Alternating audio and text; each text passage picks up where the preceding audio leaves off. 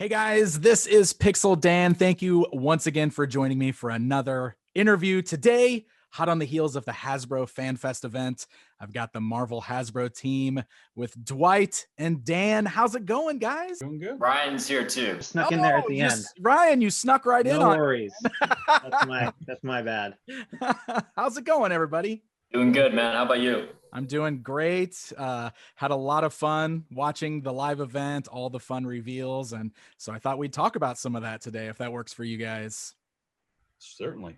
All right. So I want to start off with the Marvel Retro 375 line, if you guys didn't see that coming already, because that aesthetic is my jam, guys. You don't even know. It's like, I love it so much. And you guys just blasted through a bunch of new reveals, got some fun stuff like Invisible Woman and Gray Hulk and Ant-Man. So I'm very excited about that. So speaking about this particular lineup here, the inspirations, I'm curious how you guys are coming up with your character selection. I know it's obviously a very retro aesthetic. You're looking at some classic costumes, but how are you guys deciding which characters make it into this style?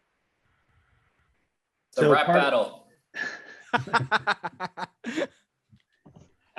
So in addition to, so I think we've kind of, for those people, not you, Dan, but other people who maybe don't quite understand, they're saying, wait a minute, Kenner never actually did these figures. And it's like, we know. And it was more of like, what if they did? And what is that kind of golden age of these types of figures from kind of your late 80s, maybe mid 80s or something like that. So I think we wanted to start with the characters who were in Marvel Comics around that time, and trying to do as many of those costumes as we can.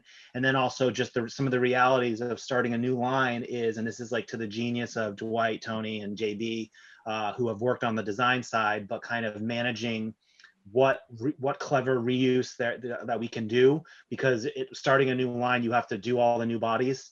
So it's harder to do individual characters that are whose bodies are only one character. So like Thing, for instance, like you can't really double him up as another character. He needs to be his own thing. So once we get to him, hopefully to complete the Fantastic Four team, eventually you'll see that. But what kind of smooth bodies, who can you throw a cape on? Who can you do with new heads? It's a lot of it's the same stuff we go through in Legends, but just starting from scratch. So those are the things I would say first off. And I think the one probably outlier is this kind of costume for Carol, which maybe was not as associated with the time, but this was done for its own reasons. But I think everything else is pretty on point to around that era. And then maybe we'll get to a point where we can do more modern figures in this style, like in the future. We'll see. We even try to keep the bios on the back to be more like retro era-ish too. So if you look at like the bio copies, shout out to our copy team and also Ryan, they try to make it very rhymey and retro feel-ish as well. I'm proud of the Tony Stark one. If you go back and read it, it's very very sing-song, kind of cheesy, but hopefully fun. Ryan sang at his MC best. Excellent. So I think we've probably talked about this before too, but one of the things I see confusion on with these is the scale. Because I think when a lot of people think of the retro Marvel toys, they're thinking about more of the 5-inch scale. So what was kind of the decision behind going with 3 3/4 inches? Is it just because of that Kenner label that you're using for them? Yeah, it was some of that. It's kind of we've talked about it internally, but kind of it's almost that heritage of the company of Hasbro, of Kenner, who then became part of Hasbro, and then Hasbro continued making these style figures for Star Wars. So part about that, and then also, we wanted just to try something different.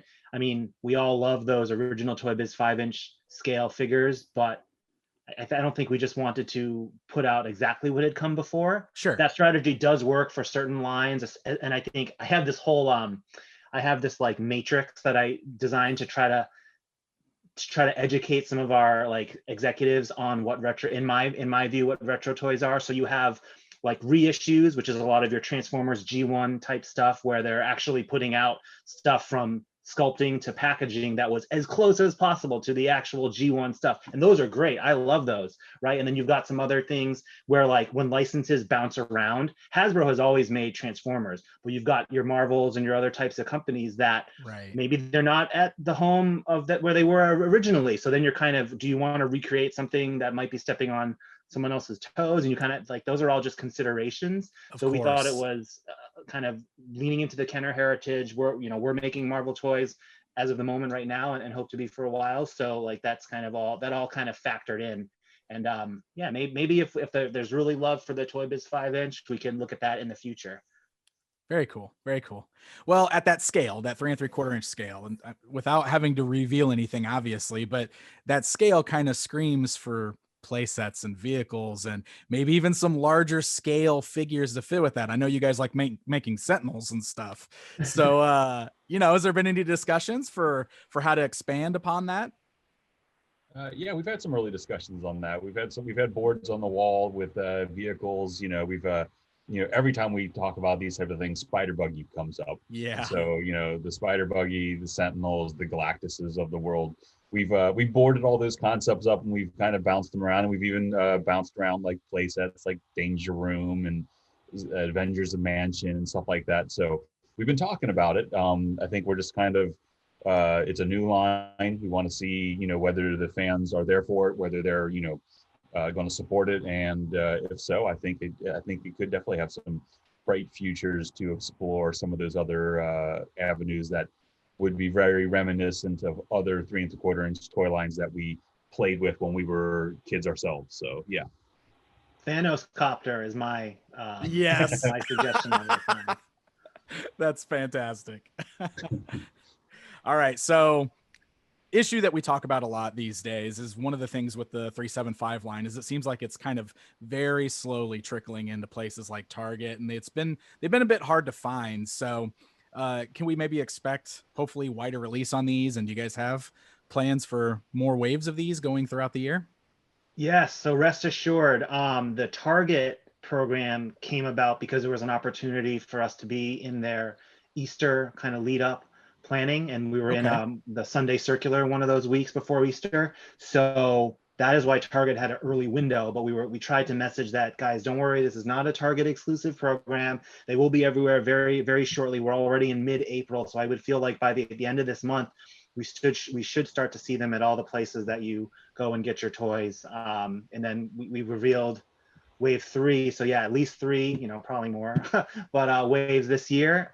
So keep hunting, don't get discouraged. I've been out to Targets, I was saying earlier, to a couple of stores, and the pegs are empty, which is great from a business standpoint. I'm a little sad for some of those collectors chasing it. There's like one left on the peg that happened, that like the packaging got damaged somehow in the stocking of the shelves, and so that one is just kind of sadly lingering, but everything else is gone. So they'll be filling up soon. And don't forget about the first edition ones too. I think they're still available on Hasbro Pulse as well. If you want the awesome foil, that's the one to get. That would be my opinion. But yeah, rest assured, it's not a Target exclusive. All the other waves are going to be coming out probably early May or end of this month. Oh, very cool. So does that include some of the like the fan channel websites too? Are they going to have the opportunity to sell those? I believe so. Yeah. Okay. I think it's everyone. That's awesome. Okay. Good news then. Good news indeed. All right. So Marvel 375. Awesome. I love the line, but we should probably talk about Marvel Legends as well, because you guys also had some amazing reveals there.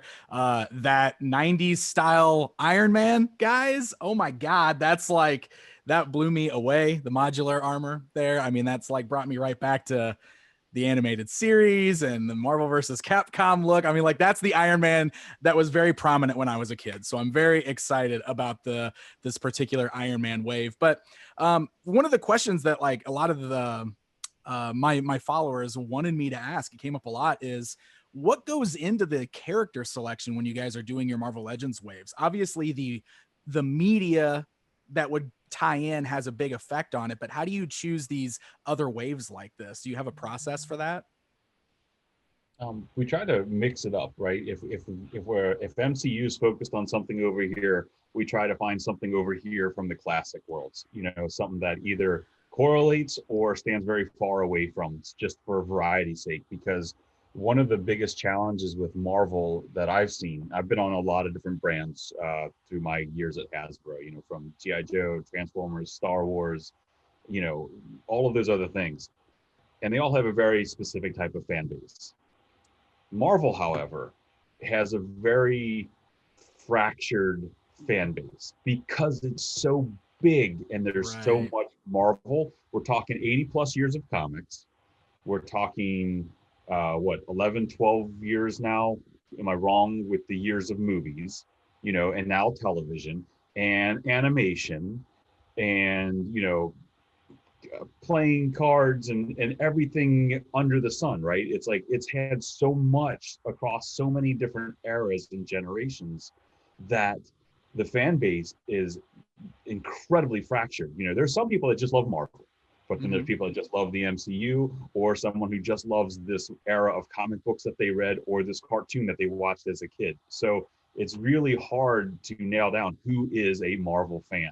Right. So we kind of try to keep our eyes very, very, you know, focused to make sure we're not missing anyone that's out there that might have something that they're interested in. So we try really hard to pick different things from year to year or different eras. And sometimes we've done those themed waves, which you've seen recently with like the AOA wave. And then sometimes we just try to figure out what's a shotgun wave, where it's just all over the place, but it's, you know, wrapped around a theme, but, you know, it could be any era, you know, from classic stuff to modern stuff, you know, it's all over the place. And we put down what we think is a strong talking point on the design side, and we review it with Ryan and Dan, and they give us input.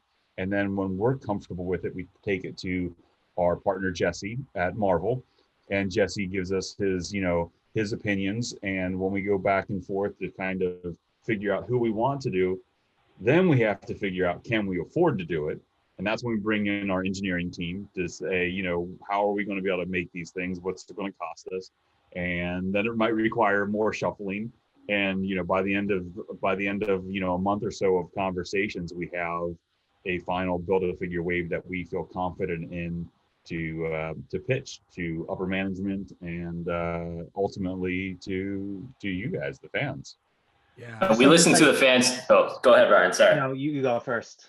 Yeah, and we listen to the fans too. Like, you know, our job as marketers also, and Dwight does it too, is that we look at every fan board there is. We look at all the websites. We watch your channel to see comments and things of what fan demand is for certain characters as well. So we're not just trying to, you know, do whatever we want, right? Obviously, we want to do stuff that the fans want as well. So, and we also like to tempt those little fractions within the Legends community as well. So if you're only a comic collector, we try to throw out, you know, that new Thor that's out there, and we're like, look at that Thor figure, that MCU one. Why don't you start collecting MCU stuff too? You know what I mean? So we always try to, you know, tempt you guys who are just, you know, MCU collectors or classic comic collectors, and try to show that Dwight and team are creating awesome stuff. So collect them all, you know, collect them all, guys. You know. It is about that balance to Dwight's point about, you know, the different fan bases, but also as the entertainment continues to ramp up with more movies and more streaming Disney Plus content, we try to not lose sight of the comic heritage and how did the Legends line start back at Toy Biz with Spider-Man Classics, and then the original like Series 1 Legends. It was super heavy on the comics, right? They actually included books with the figures, and so we don't want to ever turn our backs on that entirely. So you'll continue to see a balance of both of those. And then just for some insights into the Iron Man wave, and specifically, you know, since like up through 2019, almost all the Iron Mans we're doing are MCU Iron Mans because he's such an important character. I think we maybe did like one comic Iron Man, I want to say, in the Black Panther movie wave. Like there was one new comic Iron Man of all the time. But then so now that Robert Downey Jr. has kind of passed the torch on to the next generation of MCU teams, it's like, oh, now we can do a comic Iron Man wave in 2021, right? Because that's the MCU focus has shifted a little bit. So those types of movements allow us to consider new waves and such. That's amazing. That's amazing. Well, thank you guys so much for all the insight. I mean, that's certainly no easy task. Like you said, there's a lot to choose from and a lot of different fans to try to please there. So it's amazing to see the way you guys kind of balance that all out. That's awesome. So with the retail exclusives with Marvel Legends, is there any chance that we'll ever have a second crack at some of those harder to get recent exclusives? I know the Walgreens Moon Knight comes up quite a bit. Is there potential to see some of those get a different type of release down the road, maybe? No, there just happens to be a Disney Plus show coming out on that particular character. So I'd say there's probably an opportunity for us to revisit some of those types of characters. No guarantees or promises, of course, but I think that character is going to mean a whole lot more to a lot more people, in the next year or so. So Moon Knight in Retro 375 is coming pretty quick then too. Yeah. Sure, Dan. That's what I'm waiting for. That was on your wish list for when we did the first reveal. It was. I'm just making sure you guys don't forget. Got it. You haven't forgotten. Don't worry. Appreciate that. I got your back. All right. Last question for today, guys. Thank you for taking the time to do this, by the way. But you guys gave us a little teaser for the next HasLab, which is Marvel themed. And obviously you can't tell us a whole lot yet, but I mean, the teaser made it look like it was going to be pretty fantastic. Am I right? It will Look be. at that. They don't want to say anything. It's the 60th anniversary, going back to 61 of Fantastic Four #1. So it's kind of fitting to launch a themed HasLab in this year. So can't say more, but I mean, I think there's a few good guesses out there. Yeah. We might throw a major curveball, but we'll see. You'll know more in a couple of months for sure. And yeah, we'll just leave it at that. Enjoy your Sentinels in the meantime. That'll be shipping out. Guys, better save up and support the HasLab if you can. I am very competitive, so whenever Star Wars team tells me or talks to me about Razor Crest, I'm like, this HasLab is going to beat Razor Crest. So I need your support. I've been talking a lot of trash to the marketing team in Star Wars, so don't let me down, guys. We just need to make an item that just blows up at the end, because then that's the key to success. Oh, I didn't say that. I didn't say that. Dang. I didn't say it. Ryan said it. I will say that the development of HasLab 2 is going very well. So well that we just got Deco approval this week from our Marvel partners on it. So it is all locked and loaded now. Now we just actually have to build something and hope all the fans come. The spoiler, it will have Deco. Oh, you heard it here first, everybody. It will be painted. That would have been awesome. We should have just done an invisible woman, just invisible, like HasLab. Everything Sue touches, she turns invisible. It's a new power you guys didn't know about, and we're going to bring it to you first in HasLab. Awesome. All right. Well, I think we're about out of time. So Dwight, Dan, Ryan, thank you so very much for taking the time to chat with me and everybody else today and touch base with the fans. We really, really appreciate the insights. Happy to anytime. Thanks, Dan. Thanks, Dan. All right. Have a good one, guys. And everybody else, thank you so very much for watching. And until next time.